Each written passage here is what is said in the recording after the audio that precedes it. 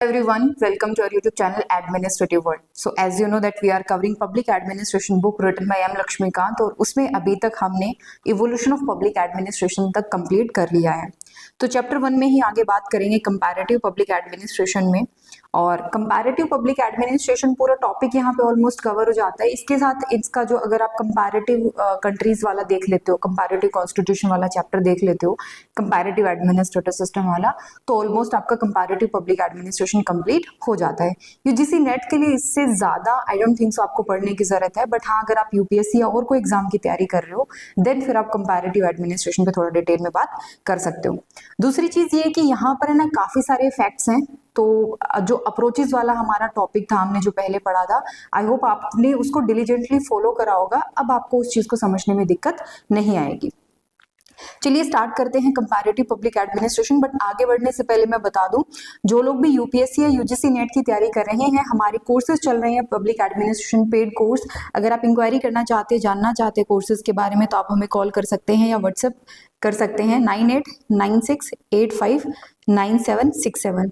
अगर मैं पेपर की बात करूं यूपीएससी के ऑप्शनल पेपर 1 की, तो अभी हम सेकंड यूनिट पे पहुंच चुके हैं। और अगर मैं यूजीसी की बात करूं तो हम अभी मैराथन सेशन और पीवाईक्यू सीरीज जो है हमारी चल रही है। ज्यादा डिटेल के लिए इन नंबर पे आप हमें कॉल या व्हाट्सएप कर सकते हैं। चलिए बात करते हैं कंपैरेटिव पब्लिक एडमिनिस्ट्रेशन के। तो कंपैरिजन होता क्या है? कंपैरिजन जब आप दो या दो से ज्यादा कंट्रीज के बीच में कंपेयर करके देखते हो। पहली बात तो कंपैरिजन की जरूरत क्यों है? देखो, किसी भी कंट्री में ये कहना कि हाँ ये चीज हो रही है, ये बात बहुत लिमिटेड हो जाती है। जब हम पब्लिक एडमिनिस्ट्रेशन की थ्योरी डेवलप करने की कोशिश करते हैं तो हमें ऐसे प्रिंसिपल्स चाहिए, हमें ऐसे रूल्स चाहिए जो अक्रॉस द कंट्रीज लागू हो सके। सिर्फ यूएसए के कॉन्टेक्स्ट में नहीं, सिर्फ इंडिया के कॉन्टेक्स्ट में नहीं, जो हर जगह लागू किए जा सकते हो।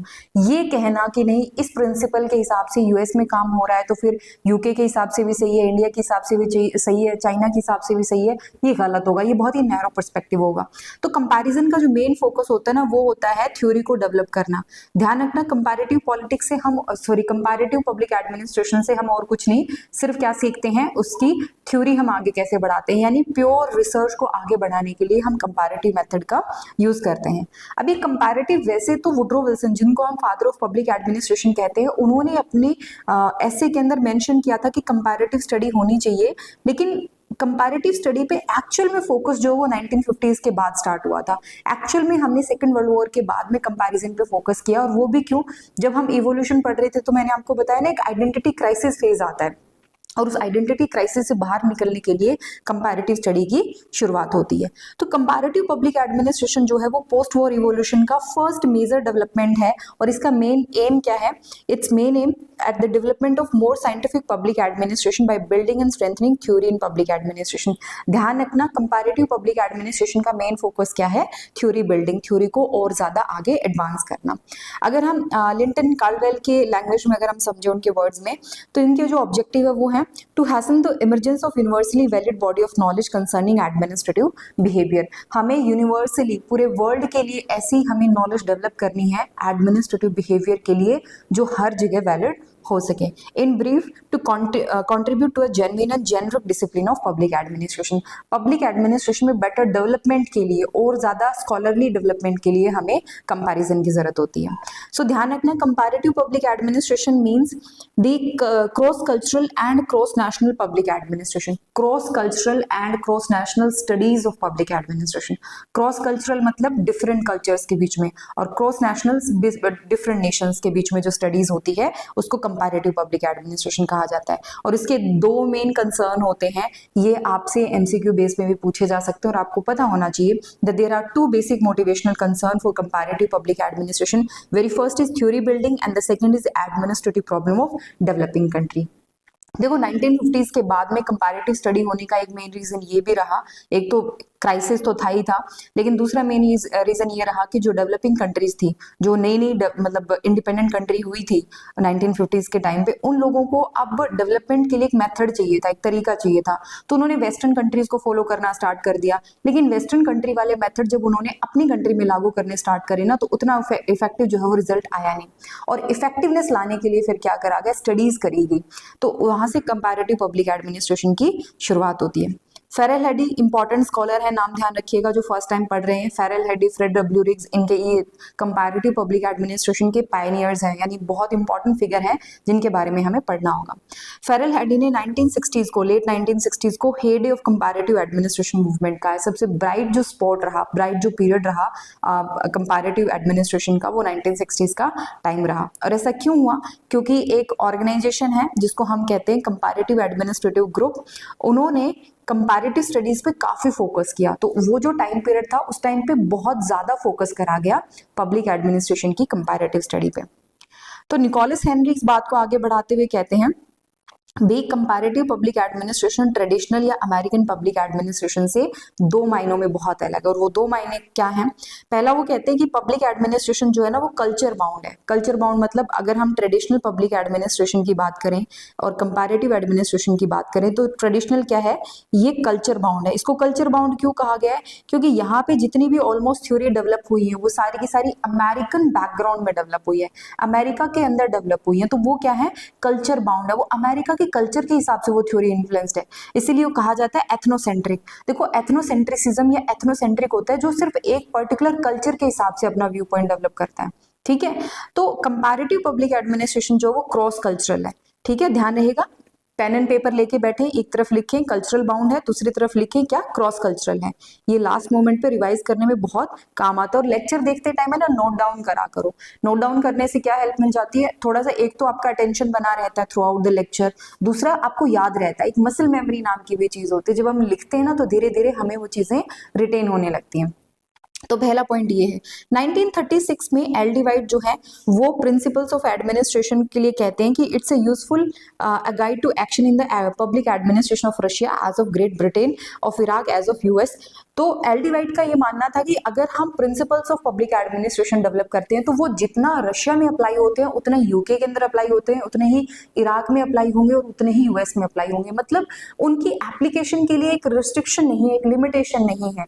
ओके, तो यहाँ पर वो आगे अपनी बात को बढ़ाते हुए रॉबर्ट डाहल भी उनको सपोर्ट करते हैं। रॉबर्ट डाहल और ड्वाइट वोल्डो भी ये कहते हैं कि देखो कल्चरल फैक्टर्स जो हैं वो पब्लिक एडमिनिस्ट्रेशन को डिफरेंट बना सकते हैं।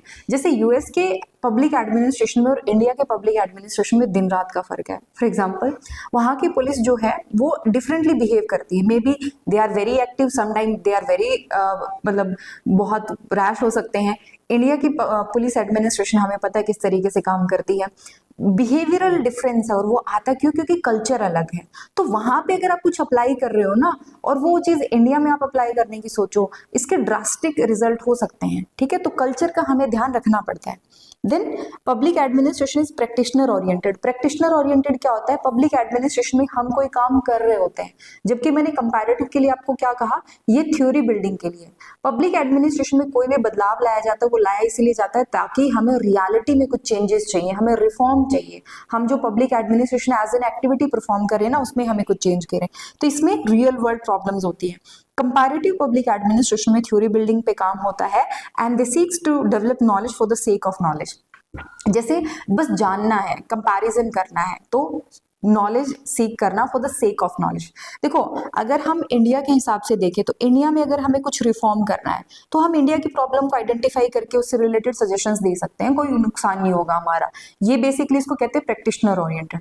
लेकिन अगर हमें थ्योरी बिल्डिंग करनी है, जब उस बात को हम प्रॉपर्ली क्लेम करते हैं कि this is the field of public administration and this principle is universally applied, तो हमें फिर कंपैरिजन करना पड़ेगा। हम यहाँ पे बैठ करके कंपैरिजन मतलब ये ब्लेम वो नहीं कह सकते कि हाँ नहीं हमारा बेस्ट है। No, to claim the best, to claim the universal applicability आपको कंपैरिजन करना पड़ेगा।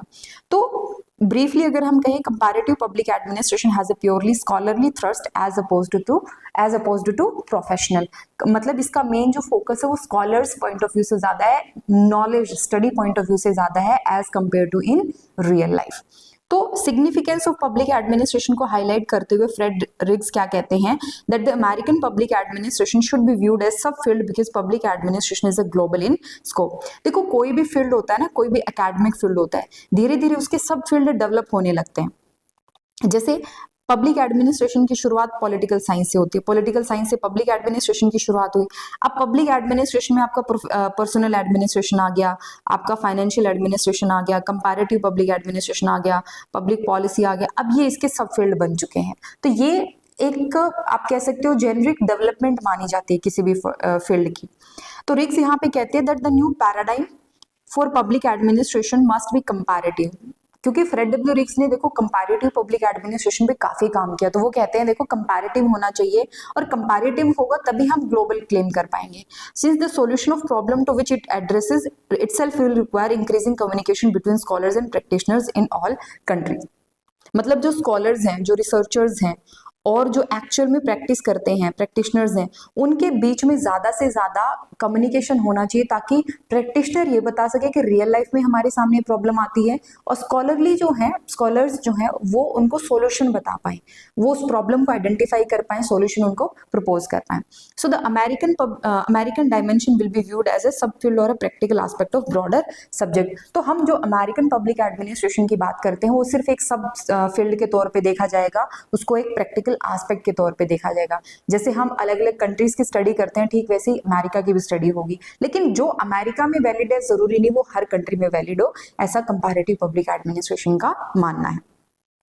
तो यहाँ तक आई होप आपको समझ में आ गया होगा। फिर डेफिनेशन थोड़ा सा आप ध्यान रखिएगा। डेफिनेशन कई बार क्या होता है ना, नेट खास करके डेफिनेशंस पे पूछ लेता है। यूपीएससी वगैरह में अगर आपको डेफिनेशन याद है तो फिर थोड़ा सा बेटर आंसर आप लिख पाते हो।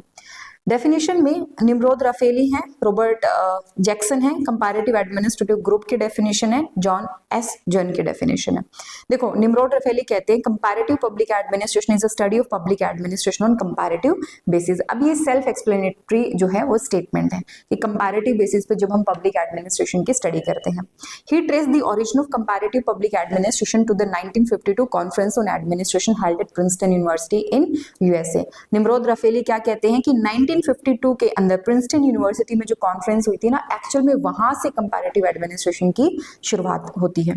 और वो आगे कहते हैं कि comparative public administration is a newcomer to the community of academic instructions and research. बाकी चीजों पे बहुत पहले से बात हो रही थी, लेकिन यहाँ पर कंपैरेटिव एडमिनिस्ट्रेशन काफी लेट आया है, मतलब 1950s के बाद में इस पे डिस्कशन होना स्टार्ट हुआ है। रॉबर्ट जैक्सन कहते हैं कंपैरेटिव पब्लिक एडमिनिस्ट्रेशन जो है ना, it's the facet of study of public administration which is concerned with making rigorous cross cultural comparison of the structures and process involved in the activities of administering public affair. मतलब है क्या basically comparative public administration, हम study तो public administration की ही करते हैं, लेकिन cross cultural studies होती हैं। क्रॉस कल्चरल स्टडी में एक्चुअल में हम किस चीज की स्टडी करते हैं, तो हम स्ट्रक्चर्स की, प्रोसेस की, इन सब चीजों की स्टडी करते हैं। कंपैरेटिव एडमिनिस्ट्रेटिव ग्रुप, मैंने नाम बताया था आपको, कैग का नाम ध्यान रखना। कैग मतलब एक तो वो है कंट्रोलर एंड ऑडिटर जनरल है, अथॉरिटी है, इंडिया में कॉन्स्टिट्यूशन पोस्ट है ये। Where is comparative administrative group ये इंस्टीट्यूशन था जिसने कंपैरेटिव पब्लिक एडमिनिस्ट्रेशन में काफी इंपॉर्टेंट रोल प्ले करा। तो comparative public administration is a theory of public administration applied to the diverse culture and national setting of and the body of factual data by which it can be examined and tested. वो कहते हैं कि ये एक ऐसी theory है public administration की जिसको आप डिफरेंट कल्चर्स, डिफरेंट नेशंस के अंदर अप्लाई कर सकते हो। और जॉन एस जन उसको कहते हैं that comparative public administration has been predominantly cross cultural and cross national in orientation। ये टर्म याद रखना प्लीज, आपको बहुत काम आएगी। किसकी स्टेटमेंट है? जॉन एस जन की स्टेटमेंट है। क्या कहते हैं? Comparative public administration cross cultural है और क्रॉस नेशनल है। अपनी ओरिएंटेशन में फोकस जो उसका क्या रहता है? Cross cultural studies and cross national studies. ठीक है जी, तो आई होप आपको कंपैरेटिव पब्लिक एडमिनिस्ट्रेशन का मीनिंग समझ में आ गया होगा। और उसके बाद में हम बात करेंगे कंपैरेटिव एडमिनिस्ट्रेटिव ग्रुप की और फिर डिफरेंट पर्पस क्या रहे। यहाँ तक आज का लेक्चर यहीं पे कंक्लूड करते हैं। बट अगर आप यूजीसी या यूपीएससी की तैयारी कर रहे हैं तो हमारे जो पेड कोर्सेज हैं वो आप लोगों के लिए बहुत यूजफुल हैं और बहुत ही मतलब ये कह सकते हो अफोर्डेबल प्राइस में आपको प्रोवाइड किए जाते हैं। तो यूजीसी नेट का कंप्लीट कोर्स जिसमें आपकी सारी लाइव क्लासेस आ जाती हैं, कोर्स कंप्लीट होता है, पीवाईक्यू डिस्कशन है। PYQ discussion is very very important for UGC net और बहुत डिटेल में हम डिस्कस करते हैं। मैंने यूट्यूब पे 2018 की कुछ वीडियोस अपलोड करी हैं, आप एक बार उनको जरूर देखिएगा, वहां से आपको आइडिया हो जाएगा। ज्वाइन करने के लिए आप हमें कांटेक्ट कर सकते हैं 98968597 67 पे। और जो लोग यूपीएससी की तैयारी कर रहे हैं भाई, 2024 का रिजल्ट आ चुका है, 25 का प्रीलिम्स बहुत पास में है, लेकिन अगर अभी तक आप 25 को लेकर के श्योर नहीं हो तो अपना अटेम्प्ट खराब ना करें, 2026 के लिए तैयारी शुरू करें और एक एक दिन को काउंट करें। 2026 का सोच लिया, सोचने से फिर रिलैक्स नहीं हो जाना। एकदम से तो टेंशन होती है 2025 का अटेम्प्ट देना, और सडनली फिर ये होता है कि 26 में देना है तो कोई दिक्कत नहीं, आराम से तैयारी कर लेंगे। तो आप किसी भी साल अटेम्प्ट दे रहे हो जी, लेकिन जिस दिन आपने डिसाइड कर लिया अटेम्प्ट देना है आपने, वही उसी दिन से आपकी प्रिपरेशन स्टार्ट हो जाती है। देखो, डिसीजन लेने में टाइम लगा दिया, अब उस डिसीजन को इंप्लीमेंट करने में कम से कम टाइम मत लगाओ। तो यहाँ पे अगर आप यूपीएससी 2026 का आप हमारा कोर्स ज्वाइन करते हैं तो आपको कुछ डिस्काउंट्स एंड ऑफर मिलते हैं। अगर आप विद टेस्ट सीरीज ज्वाइन करते हो तो फिर आपको वैसे तो 14,000 का है, बट अभी डिस्काउंट में आपको 11,500 का पड़ रहा है। और अगर आप बिना टेस्ट सीरीज के, बिना आंसर राइटिंग के ज्वाइन करते हो तो 8,500 का ये कोर्स आपको मिल जाता है। कंप्लीटली द बेस्ट कोर्स है पब्लिक एडमिनिस्ट्रेशन के लिए, और ज्वाइन करने के लिए इन्हीं नंबर पर आप हमें कॉन्टेक्ट कर सकते हैं। इसके अलावा पब्लिक एडमिनिस्ट्रेशन का हमारा जो स्टडी मटीरियल है वो भी आप लोगों के लिए बहुत बहुत यूजफुल है। तो स्टडी मटेरियल बाय करने के लिए भी आप हमें इस पे कांटेक्ट कर सकते हैं। ठीक है जी, मेरा नाम था मनीषा सिंह, और पब्लिक एडमिनिस्ट्रेशन के अलावा और भी बहुत सारे लेक्चर सीरीज आपको जल्दी ही हमारे यूट्यूब चैनल पर देखने को मिलेंगी। कल मिलते हैं, till then take care and thank you so much.